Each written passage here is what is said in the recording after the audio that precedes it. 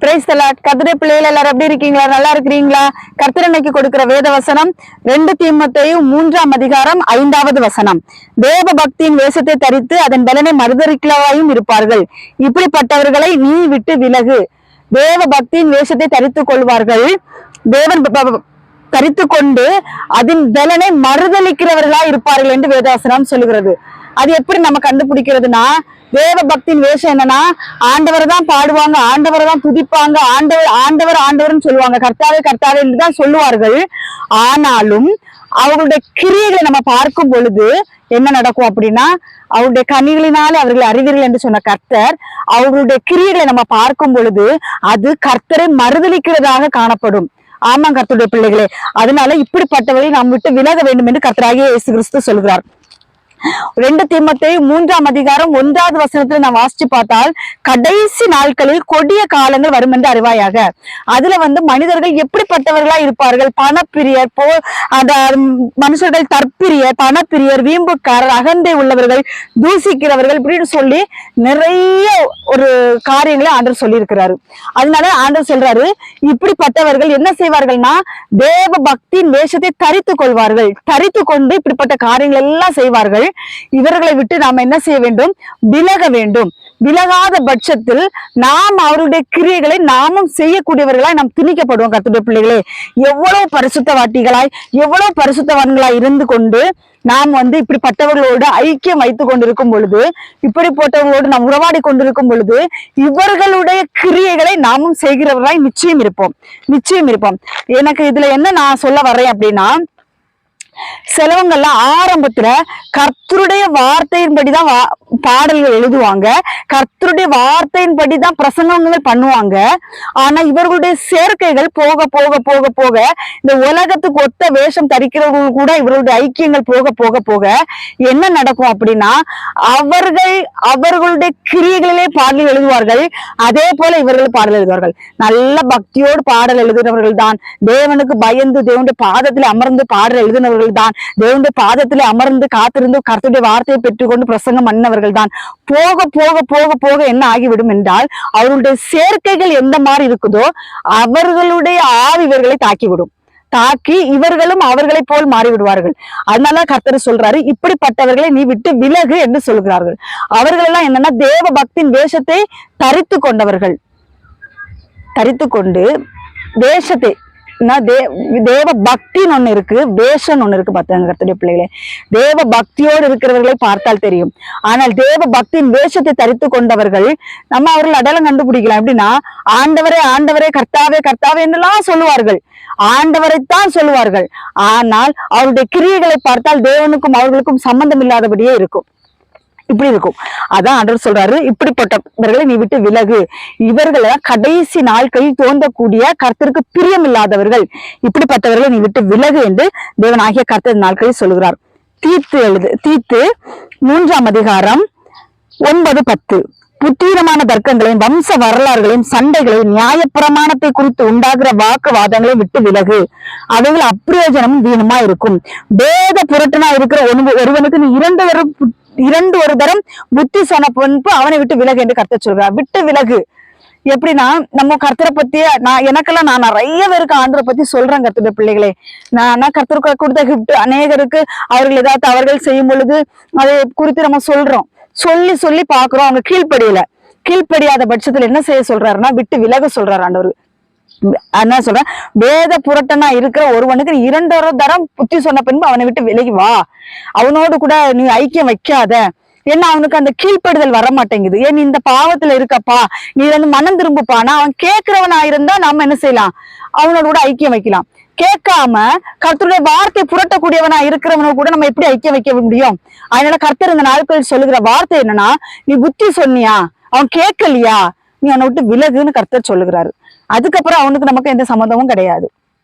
ஆமா கர்த்தருடைய பிள்ளைகளே, ஏன் அப்படின்னா, நம்ம பரிசுத்த வாழ்க்கையோடு இருக்க பிரயாசப்படுவோம். நம்ம எந்த பாவத்துக்குள்ள விழுந்துடக்கூடாது, நம்ம கர்த்தருடைய வருகையில் எடுத்துக்கொள்ளப்படணும், நம்ம பரிசுத்தமா வாழணும், இன்றைக்கு மறித்தாலும் நான் கர்த்தருடைய சமூகத்தை நம்ம போகணும்னு சொல்லி அவ்வளவு பிரயாசப்பட்டு நம்மளை போல மற்றவர்களும் கர்த்தராகிய இயேசு கிறிஸ்துவோடு கூட வரணும், தேவனுடைய ராஜ்யத்துக்குள் பிரவேசிக்கும் என்று பிரயாசப்பட்டு ஒருவருக்கு நம்ம சுவிசேஷம் சொல்றோம்னா இந்த காலக்கட்டு இந்த காலை விட்டுருவாங்க. எவ்வளவுதான் சொன்னாலும் கேட்க மாட்டாங்க. அப்படிப்பட்டவர்களோட நாம ஐக்கியம் வைக்க கூடாது என்று கர்த்தராகிய இயேசு கிறிஸ்து சொல்லுகிறார். இப்படிப்பட்டவர்களை நீ விட்டு விலகு என்று வேதவசனம் சொல்லுகிறது.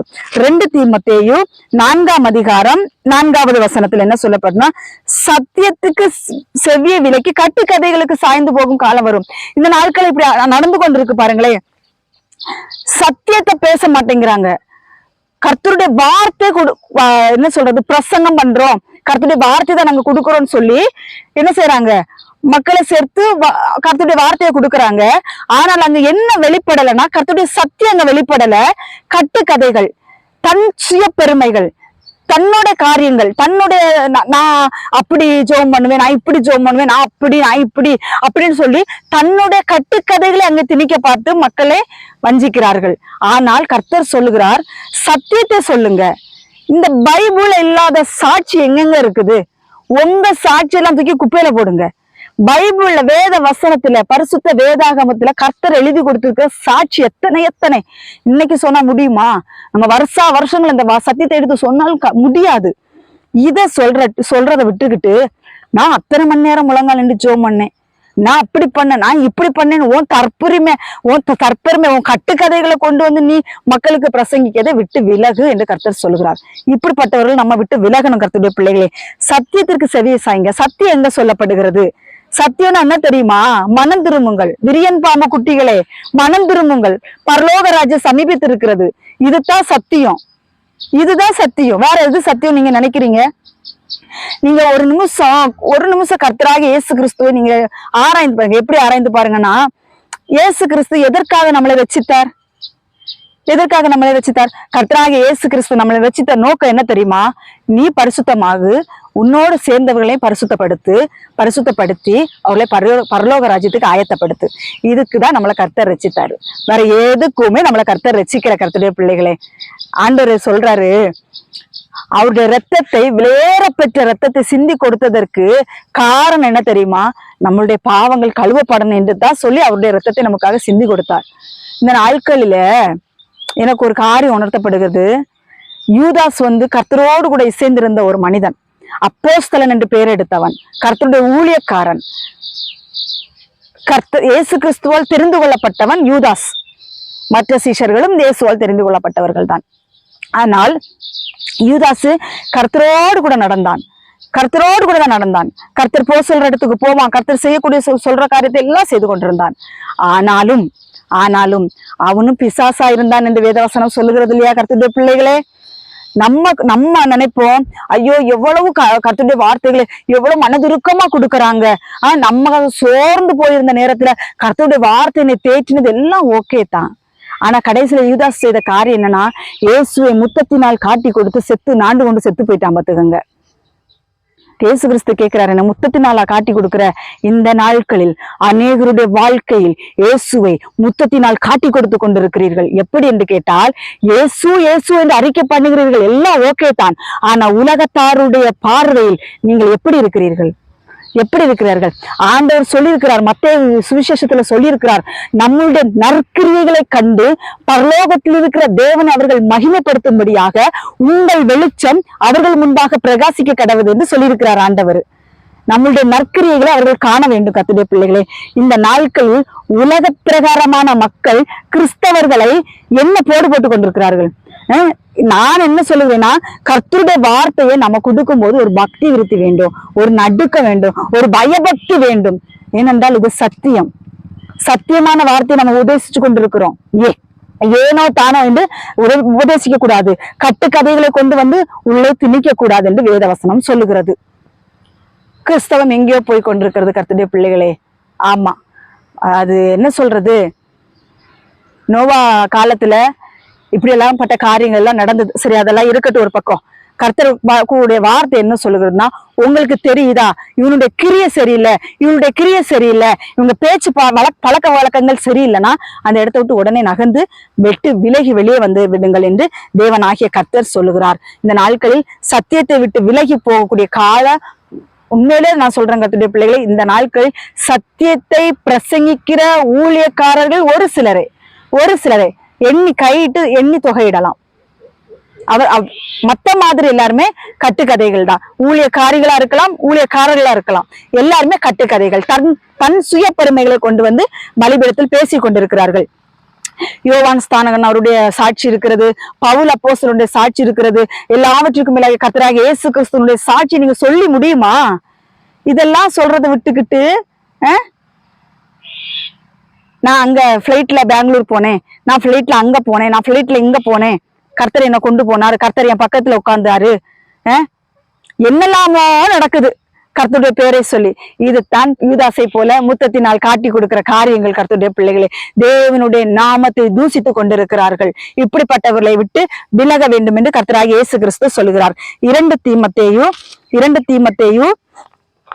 2ஆம் அதிகாரம் 16வது வசனம். சீர்கேடான வீண் பேச்சுகளுக்கு விலகி இரு.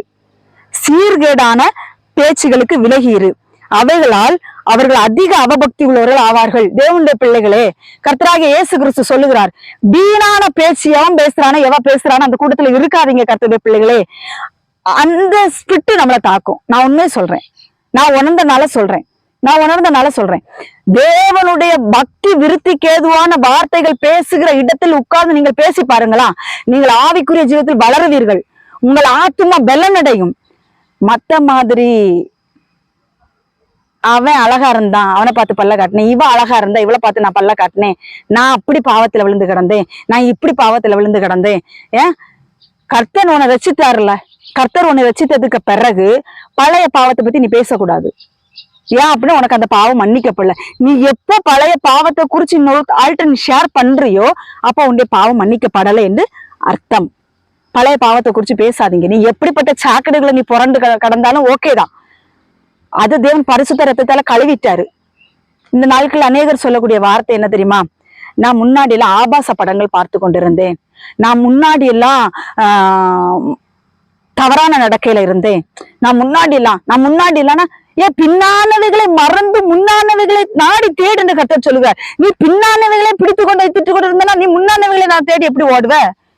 அந்த கர்மத்தை விட்டு தொலைங்க. நான் அப்படி கிடந்தேன், நான் இந்த அப்படி பாவம் இப்படி பண்ண அவ அங்க போனேன் இங்க போனேன், எதுக்கு இந்த பாவத்தை எல்லாம் சொல்லிட்டு இருக்கிறீங்க?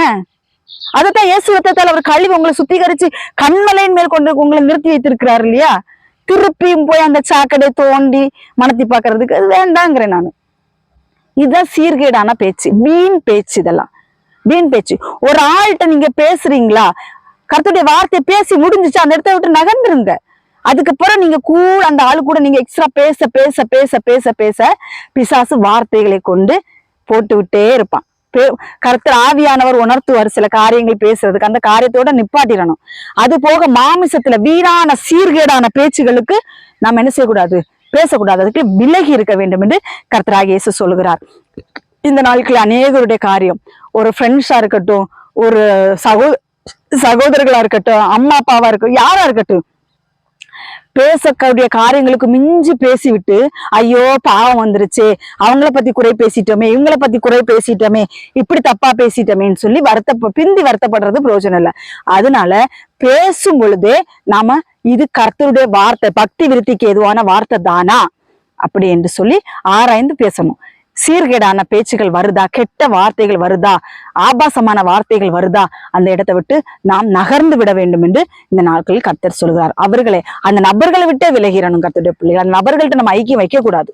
ஆமா, அப்படிப்பட்ட நபர்கள்ட்ட ஐக்கியம் வச்சா நம்மளும் பொல்லாத அசுத்த கிரியைகளுக்கு உடன்பட்டு விடுவோம். அதனால அப்படிப்பட்ட கிரியைகளிலிருந்து நாம் விலகி இருக்க வேண்டும் என்று தேவனாகிய கர்த்தர் சொல்லுகிறார். 2 தீமோத்தேயு 2ஆம் அதிகாரம் 22வது வசனம்.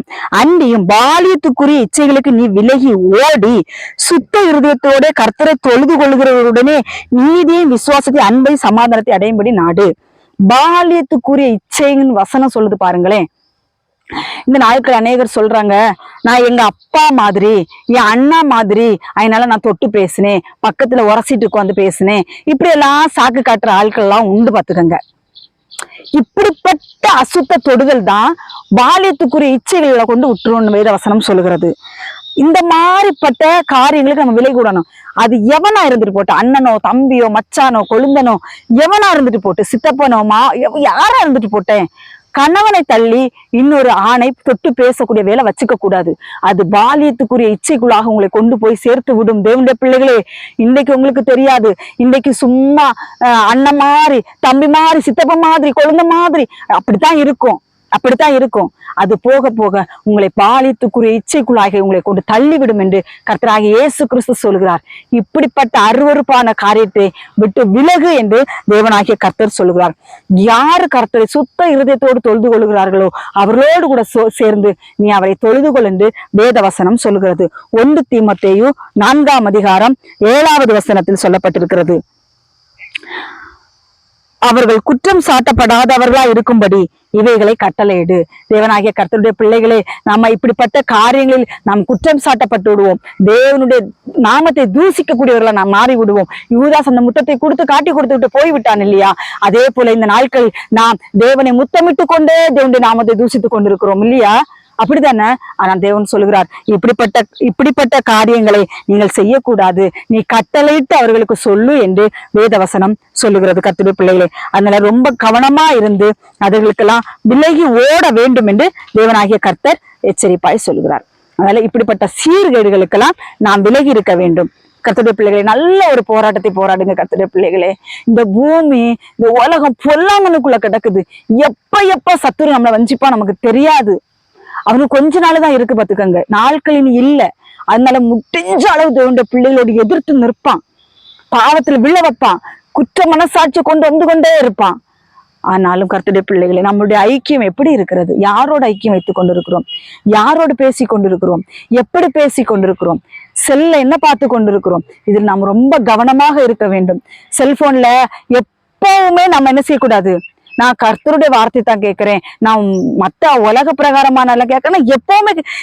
எப்பமாவது இருக்கா ஒரு அசதியில கொஞ்சம் படுத்து கிடக்கிற நேரத்துல அதை பார்க்கலாம். நம்ம மத்த மாதிரி நம்ம ஃபுல்லா கொடுக்கக்கூடியது வேதத்துக்கும் ஜெபத்துக்கும் தான் நமக்கு முக்கியத்துவம் கொடுக்க வேண்டும் என்று கர்த்தராகிய இயேசு கிறிஸ்து இந்த நாட்கள் சொல்லுகிறார்.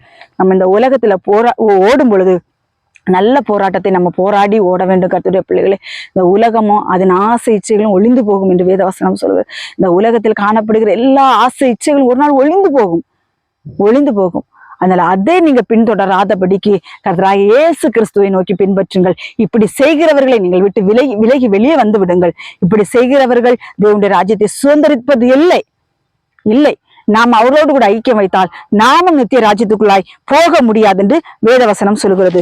1 பேதுரு 2ஆம் அதிகாரம் 1 பேதுரு 2:11 என்ன சொல்லப்பட்டிருக்குன்னா, பிரியமானவர்களே, அந்நியர்களும் பரதேசிகளுமா இருக்கிற நீங்கள் ஆத்துமாவுக்கு விரோதமாய் போர் செய்கிற மாம்ச இச்சைகளை விட்டு விலக வேண்டும் என்று கர்த்தர் சொல்லுகிறார்.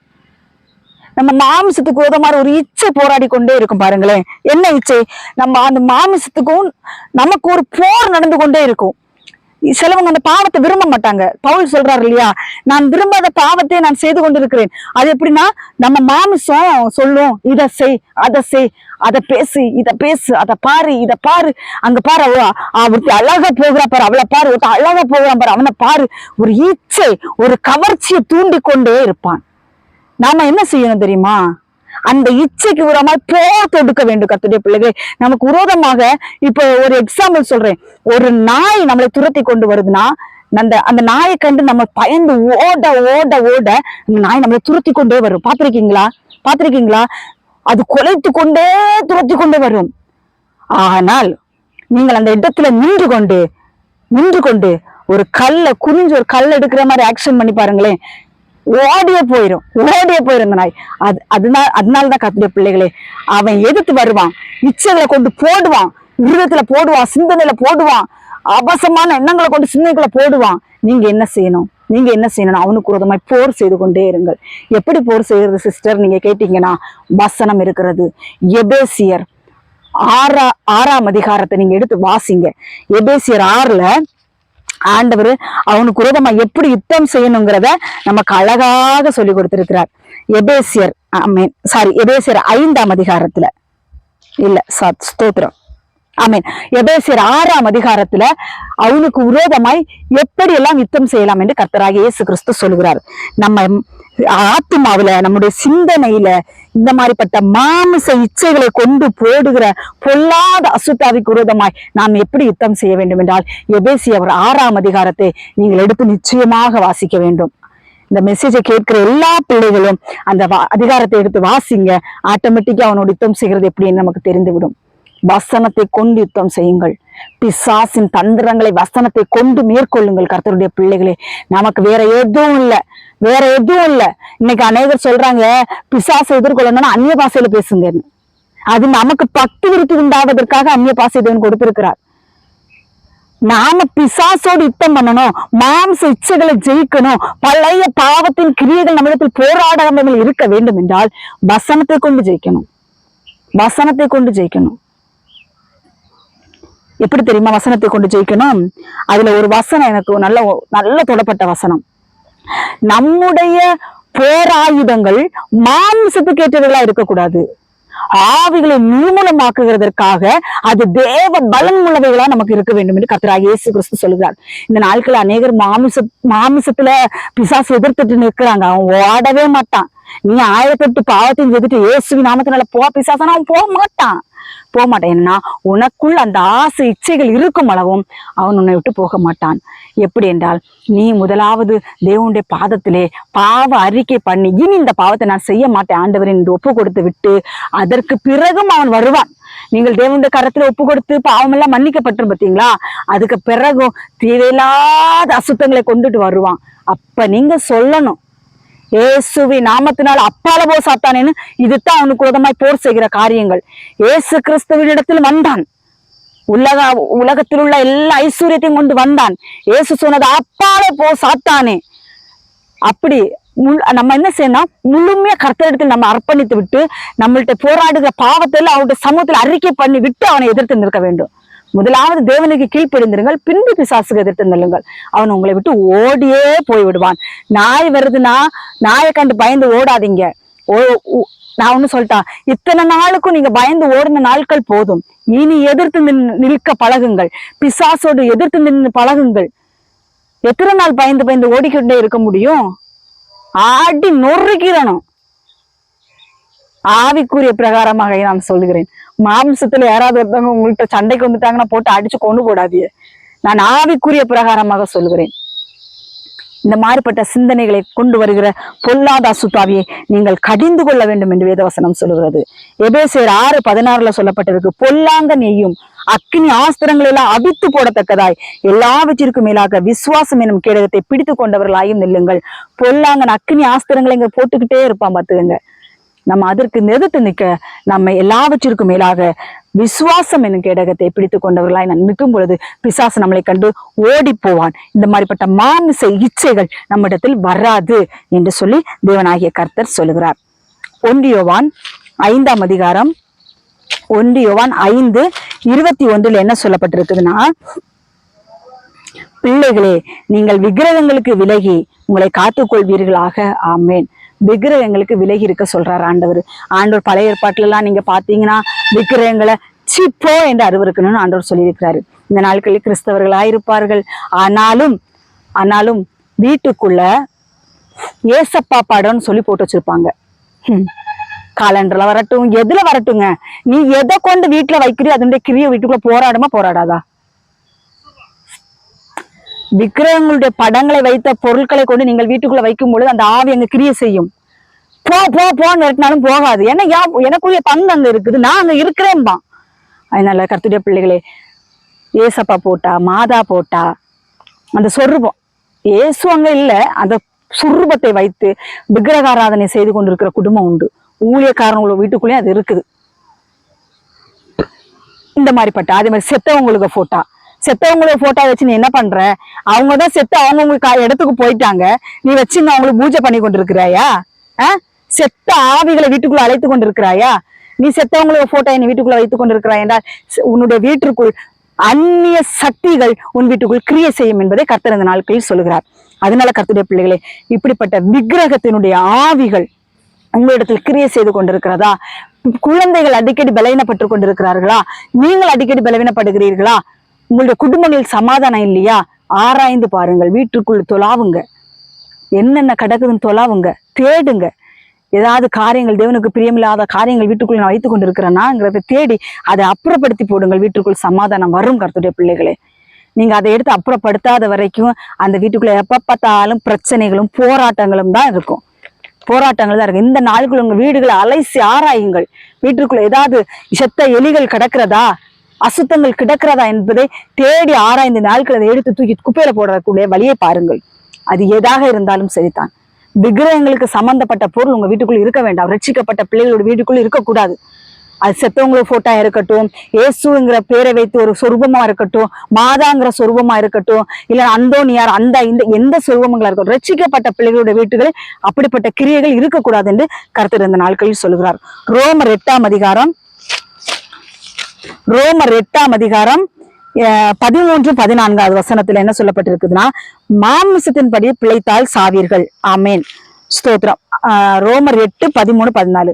மாமிசத்தின்படி பிழைத்தால் சாவீர்கள், ஆவியினாலே சரீரத்தின் செய்களை அழித்தால் பிழைப்பீர்கள்.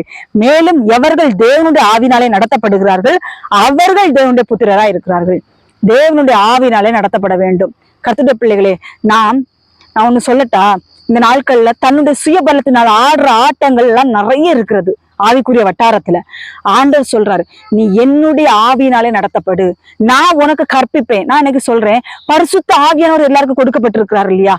பரிசுத்த ஆவியின் அபிஷேகத்தை பெறாதவர்களுக்காக நான் இதை பேசவில்லை. பரிசுத்த ஆவியின் அபிஷேகத்தை பெற்ற பிள்ளைகளுக்காக நான் இதை பேசிக் கொண்டிருக்கிறேன். பரிசுத்த ஆவியின் அபிஷேகத்தை நான் பெற்றாச்சு இல்லையா?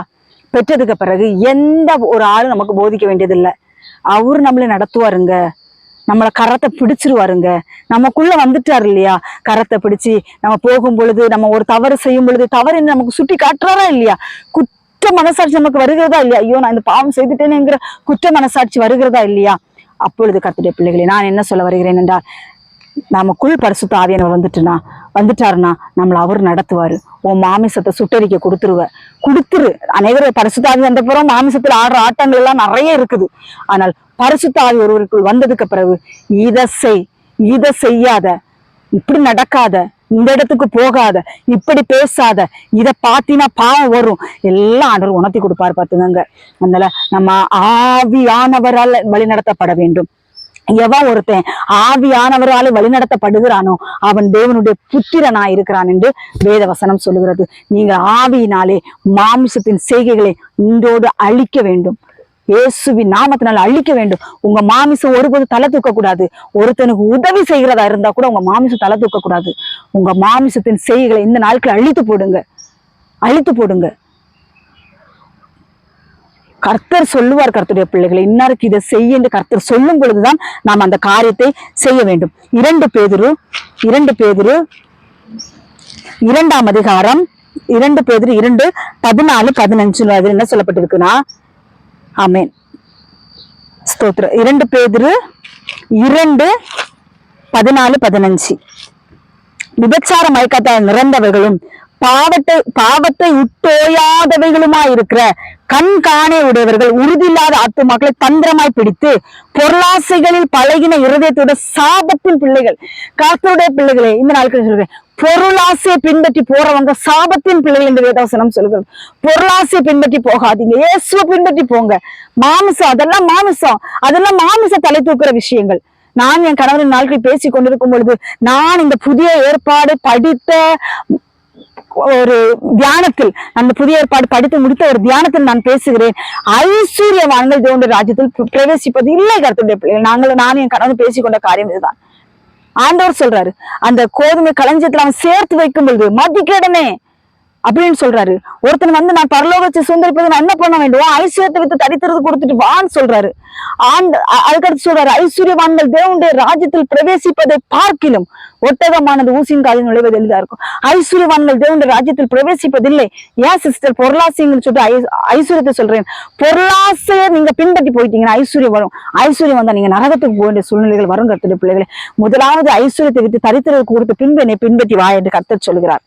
இந்த நாட்கள் பொருளாசை பின்பற்றி ஐஸ்வர்யத்தை பின்பற்றி போகிறவர்கள் சாபத்தின் பிள்ளைகள் என்று கர்த்தருடைய வார்த்தை சொல்லுகிறது. இவர்கள் எல்லாம் என்னன்னா கர்த்தருடைய வழியை பின்பற்றி, அதான் அந்த வசனம் சொல்லுது பாருங்க 15, செம்மையான வழியை விட்டு தப்பி நடந்து பேயோரின் குமாரனாகிய பீலேயமின் வழியை பின்பற்றி போனவர்கள் அவன் அநீதியின் கூலியை விரும்பி தன்னுடைய அக்கிரமத்தின் கடந்து கொள்ளப்பட்டான். பேசாத மிருகம் மனுஷர் பேசி தீர்க்கதரிசியுடைய மதிக்கேட்டை தடுத்தது என்று வேதவசனம் சொல்லுகிறது. கர்த்தருடைய பிள்ளைகளே, இந்த நாட்களில் கர்த்தர் சொல்லுகிறார் பொருளாசையை பின்பற்றி போகிறவர்கள் சாபத்தின் பிள்ளைகள் என்று வேதவசனம் சொல்லுகிறது. அவர்கள் என்ன செய்வார்கள்னா, ஆத்துமாக்களை தந்திரமாய் பிடித்து, அந்த வசனத்தை நீங்க மறுபடியும் வாசிங்க, 2 பேதுரு 2ஆம் அதிகாரம் 14ஆம் வசனம் 15வது வசனத்தை நீங்க வாசிச்சு பாத்தீங்கன்னா, அவர்கள் விபச்சார மயக்கத்தால் மயங்கி திரிகிறவர்கள் ஆத்துமாக்களை தந்திரமாய் பிடித்து பொருளாசை என்னும் இச்சையை திணித்து அந்த பிள்ளைகளை நரகத்துக்கு கொண்டு போகக்கூடிய ஊழியக்காரர்கள். இதுல ரொம்ப கவனமா இருக்கணும் கர்த்தருடைய பிள்ளைகளே. அந்த நாட்கள்ல பீலேயமா இப்படி பண்ணினாரு. கர்த்தர் போகக்கூடாது என்று சொன்ன இடத்துக்கு மறுபடியும் கேட்டு கர்த்தர் அதான் ஆண்டு ஒரு கத்தா சொல்லுவாரு, இந்த பாவத்தை செய்யாது, இதை செய்யாதுன்னு ஒருக்கா சொல்லுவாரு. 2வது நீ ஆசை எச்சில போய் நீ விழும் பொழுது கர்த்தர் விட்டுருவாரு, நீ நல்லா ஊறி திளைத்து விட்டு வா என்று. கழுதையை கொண்டும் பேசுவாரு, குதிரையை கொண்டும் பேசுவாரு, நாயை கொண்டு எதை கொண்டு ஆண்டவர் பேசுவாரு. கீழ்ப்படியணுமே. பீலேயம்கிட்ட பேசினார் இல்லையா, இந்த கழுதையை கொண்டு நாட்கள் உங்கள்கிட்ட பேசி கொண்டிருக்கிறாரு. கழுதைன்னா எனக்கு ரொம்ப பிடிக்கும். கழுதைக்கு மேலதான் இயேசு சவாரி செஞ்சாரு. கழுதையை பத்தி வசனத்தை நிறைய பைபிள் எடுத்து தேடி பாத்தீங்கன்னா கழுதையை பற்றி நிறைய ஆண்டவர் சொல்லியிருக்கிறாரு. கழுதையின் மேலே கர்த்தர் ஏறி வந்தாரு. நான் கழுதையா இருக்கிறேன், கழுதை சொல்லுகிறதை கவனித்து கேளுங்கள். எல்லாரும் கழுதையா இருக்கிறா, இவ பிரசங்கம் பண்றா, இவ பேச்சல நாங்க கேட்க மாட்டோம்னு அநேகருடைய தெனாவட்டு இருக்கும். கேட்டா கேளுங்க, கேட்கலன்னா போங்க. கட்டுக்கதைகளுக்கு சாய்ந்து போகும் காலம் வரும் என்று சொன்னது போல, கட்டுக்கதைகளுக்கு சாய்ந்து போகக்கூடியவர்கள் கட்டுக்கதைகளுக்கு சாய்ந்து போகுங்கள், சத்தியத்தை கை கொள்ளுகிறவர்கள் சத்தியத்தை கை கொள்ளுங்கள். இந்த நாட்கள் கர்த்தர் சொல்லுகிற வார்த்தை பொருளாசை ஐஸ்வர்யத்தை நம்பி போய்விடாதீர்கள் என்று கர்த்தராகிய இயேசு கிறிஸ்து சொல்கிறார். 2 பேதுரு 1ஆம் அதிகாரம் 2 பேதுரு 1:16 என்ன சொல்லப்பட்டிருக்குதுன்னா, நாங்கள் தந்திரமான கட்டுக்கதைகளை பின்பற்றுகிறவர்களாக அல்ல, அவருடைய மகத்துவத்தை கண்ணார கண்டவர்களாகவே நம்முடைய கர்த்தராகிய இயேசு கிறிஸ்துவின் வல்லமையும் வருகையும் உங்களுக்கு அறிவித்தோம். நாங்க கட்டுக்கதையை பேசுறதே இல்லைங்க. நீங்க நான் கர்த்தராகிய இயேசு கிறிஸ்து நாவினால் பேசின வார்த்தைகள் மொத்தத்தையும் நீங்க எடுத்து பாருங்களேன். ஏதாவது ஒரு கட்டுக்கதைகள் வந்திருக்குன்னா, ஒரு கட்டுக்கதைகளை நாங்கள் பேசுகிறவர்களா, சத்தியத்தை பேசுகிறவர்களா இருக்கிறோம். சத்தியத்தை நான் உங்களுக்கு சொன்னதுனால் நான் சத்துருவாய் மாறிவிட்டேன் என்று கர்த்தராகிய இயேசு கிறிஸ்து சொல்லுகிறார். அதனால சத்தியத்தை நீங்க யார் சொன்னாலும் கட்டுக்கதைகள் சாய்ந்து போறவர்களுக்கு அது நம்ம சத்துருவாய் தான் காணப்படுவோம். சரி, இருந்துட்டு போட்டோம், விடுங்க. சத்தியத்தை சொன்னாதான் சத்துருவானோம்னா பிரச்சனை இல்லை. இன்னும் அவங்களுடைய ரத்தப்பல் நம்மள்ட்ட கேட்க மாட்டாங்கல்ல. அதனால கர்த்தருடைய பிள்ளைகளை, இந்த நாட்கள் கர்த்தர் சொல்லுகிற வார்த்தை, கட்டுக்கதைகளுக்கு விலகி இருக்க வேண்டும் என்று கர்த்தராகிய இயேசு கிறிஸ்து சொல்கிறார். எபிரேயர் 2ஆம் அதிகாரம் அதுல என்ன சொல்லப்பட்டிருக்குதுன்னா, 1வது வசனத்துல எபிரேயர் 2:1 அதுல என்ன சொல்லப்படுதுன்னா, ஆகையால் நாம் கேட்டவைகளை விட்டு விலகாதபடிக்கு அவைகளை மிகுந்த ஜாக்கிரதையாய் கவனிக்க வேண்டும். நீங்கள் எவ்வளவு சத்தியத்தை நீங்க எவ்வளவு கேட்டாலும் அதை விட்டு விலகாதபடிக்கு ஜாக்கிரதையா இருக்க வேண்டும் என்று தேவனாகிய கர்த்தர் சொல்கிறார். இந்த நாட்களில் கர்த்தர் கொடுத்த வார்த்தை, எவைகளெல்லாம் விட்டு விலக வேண்டும் கர்த்தருடைய பிள்ளைகளே. ஒரு சின்ன காரியங்கள் நான் சொல்லி கொடுக்குறேன். என்னென்ன காரியங்கள்? சிலவங்க பொறாமைகள், அடுத்தவங்க ஒரு ஆவிக்குரிய ஜீவத்தில் வளர்ந்துடக்கூடாது, எந்த ஒரு காரியத்துல வளர்ந்துடக்கூடாது என்று நினைக்கிற ஒரு பொறாமை கூட்டம் பிடித்தவர்கள் இருப்பார்கள். அவர்களை விட்டு விலக வேண்டும். எரிச்சல், கோபங்கள், வைராக்கியங்கள், பெருமைகள், தான் பெரிய ஆளுங்கிற தற்பெருமைகள், இப்படிப்பட்ட ஆட்களை விட்டு விலக வேண்டும். இன்னும் வேசித்தனங்கள், விபச்சாரங்கள், களவுகள், கொலைகள், கொள்ளைகள், விக்கிரகாராதனைகள், பில்லி சூனியம் செய்கிறவர்கள், மந்திரம் செய்கிறவர்கள், இதெல்லாம் தெரிஞ்சு சில ஆட்கள் எல்லாம், ஐயோ என் குடும்பக்காரங்களா போயிட்டாங்களே, ஐயோ என் ஃப்ரெண்டா போயிட்டாங்களே, ஐயோ எனக்கு ரொம்ப பிரிய முடியாத ஒரு நட்பா போயிட்டாங்களேன்னு சொல்லி அவர்களை விட்டு இன்னும் வெளியில வராம இருக்கிறீங்களா? அது உங்களுக்கு பாதிப்பை உண்டு பண்ணும். உங்களுக்கு பாதிப்பை உண்டு பண்ணுதோ இல்லையோ, உங்கள் குடும்பத்தில் இருக்கிறவர்களுக்கு அது பாதிப்பை உண்டு பண்ணும் என்று கர்த்தராகிய இயேசு கிறிஸ்து நாட்களில் சொல்லுகிறார். ஜோசியம் பார்க்கிறவங்க, குறி சொல்றவங்க, இப்படிப்பட்டவர்களை நாடி தேடுகிறவர்களை விட்டு வெளியே வா.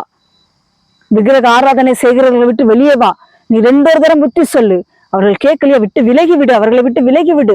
அவர்களுக்காக ஜெபம் பண்ணு. அவ்வளவுதான் நம்ம செய்ய முடியும். இன்னைக்கு அநேகருடைய காரியம் என்னன்னா, மதுபானம் குடிக்கிறாங்க.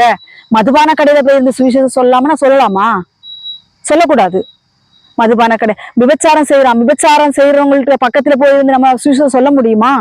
சொல்ல முடியாது. அதுல இப்படிப்பட்ட அசுத்த ஆவியினுடைய கிரியைகளை விட்டு வெளியே வாருங்கள். 2 தடவை முத்தி சொல்லுங்க, நீங்க செய்யறது பாவம்னு. கேட்கலையா விட்டு விட்டு வெளியே வந்துருங்க. அவர்களுக்காக முழங்காலை முடக்கி ஜெபம் பண்ணுவோம். அதுக்கப்புறம் நம்ம ஒன்றும் செய்ய முடியாது. கர்த்தருடைய பிள்ளைகளை, இந்த நாட்கள் கர்த்தர் கொடுத்த வார்த்தை, இப்படிப்பட்டவர்களை விட்டு விலகு விலகு. 2 தீமோத்தேயு 3ஆம் அதிகாரத்துல நீங்க முழுவதும் அந்த 1 to 5 வரைக்கும் நீங்க வாசிங்க. யார் யாரை விட்டு பிரிய வேண்டும் என்று, யாரை விட்டு விலக வேண்டும் என்று கர்த்தர் மிக தெளிவாக சொல்லி இருக்கிறார். அதனால கர்த்தருடைய பிள்ளைகளை, இப்படிப்பட்டவர்களை விட்டு விலகுங்க. அவர்களுக்கு ஒரு ஆக்கினை தீர்ப்பு பயங்கரமா இருக்கும். பொருளாசை, ஐஸ்வர்யம் இவர்கள் மேல் தன் கண்களை செலுத்தாதீங்க. பரிசுத்தமாய் வாழுங்க. கர்த்தருடைய வருகை ரொம்ப சமீபமா இருக்கிறது. அதனால எதை விட்டு வெளியே வர வேண்டும் என்று கர்த்தராகிய ஆண்டவர் உங்களுக்கு உணர்த்துகிறாரோ அதை விட்டெல்லாம் இந்த நாட்கள் வெளியே வாருங்கள். கர்த்தர் தாமே உங்களை ஆசீர்வதிப்பாராக. ஆமென். ஒரு சிறிய ஜெபம். பரலோகத்தில் இருக்கிற எங்கள் தகப்பனே, நாங்கள் இன்று ஒரு ஸ்தோத்திரிக்கிறோம் ஐயா. தகப்பனே, இந்த நாட்களில் நீங்கள் எங்களுக்கு போதித்தீங்க சப்பா. எந்தெந்த கிரியையில் இருக்கிறவர்களை விட்டு நாங்கள் வெளியே வர வேண்டும், எந்தெந்த பாவத்தை விட்டு நாங்கள் வெளியே வர வேண்டும் என்று இந்த நாட்களில் எங்களுக்கு போதித்தீங்க சப்பா. இந்த வார்த்தையின்படியே நாங்கள் விட்டு விலக வேண்டிய காரியங்கள் எங்களை விட்டு விலகி கர்த்தராகிய இயேசு கிறிஸ்துவோடு தேவனுடைய ஆவியின்படியே நாங்கள் நடத்தப்படுகிறவர்களாய் காணப்பட என் தேவன் உதவி செய்வீராக. மாம்சத்தின் கிரியைகளை இப்பொழுதே இயேசுவின் நாமத்தினால் அழித்து போடுங்க. பரிசுத்த வாழ்க்கையில் நடக்க எங்களுக்கு உதவி செய்யுங்க. ஆசீர்வதிங்க. இந்த வார்த்தை கேட்கிற ஒவ்வொரு பிள்ளைகள் மேலும் உங்களுடைய அபரிவிதந்த அன்பு, இரக்கமும் சமாதானமும் ஒவ்வொரு பிள்ளைகளையும் ஆட்கொண்டு நடத்த வேண்டும் என்று நாங்கள் ஜெபிக்கிறோம். கிருபையாயிரும் ஆசீர்வதியும். துதிகன மகிமையில் அப்பாவுக்கே செலுத்துகிறோம். இயேசு கிறிஸ்து மூலம் ஜெபிக்கிறோம் ஜீவனுள்ள நல்ல பிதாவே. ஆமென். ஆமென். கர்த்தர் தாமே உங்களை அனைவரையும் ஆசீர்வதிப்பாராக. ஆமென். Praise the Lord.